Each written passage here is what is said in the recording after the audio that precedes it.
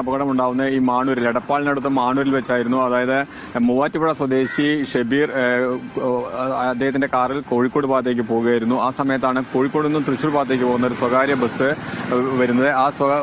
ഈ ഷെബീർ ഒരു വാഹനത്തെ മറികടക്കാൻ ശ്രമിക്കുമ്പോഴാണ് ഈ സ്വകാര്യ ബസ്സിൽ ഇടിക്കുന്നത്. ഇടിയുടെ ആഘാതത്തിൽ ആ കാറിന്റെ മുൻഭാഗം പൂർണ്ണമായും തകർന്നു. ബസ്സിനും കേടുപാടുകൾ സംഭവിച്ചിട്ടുണ്ട്. സ്വകാര്യ ആശുപത്രിയിൽ പ്രവേശിപ്പിച്ചിരിക്കുകയാണ്.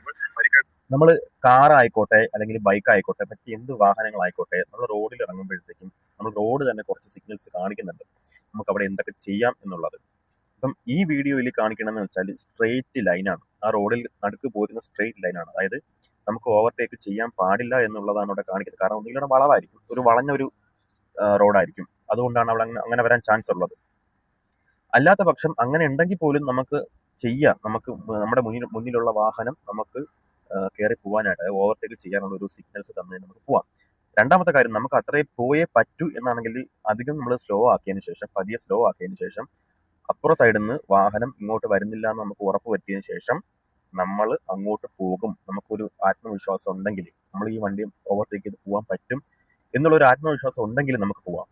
അല്ലാത്ത പക്ഷം ഈ വീഡിയോ കണ്ട പോലെ ഒരിക്കലും നമ്മൾ വരുന്ന സ്പീഡ് തന്നെ അപ്പുറത്ത് ലൈനിൽ മാറിയിട്ട് നമ്മൾ പോകാൻ നോക്കരുത്.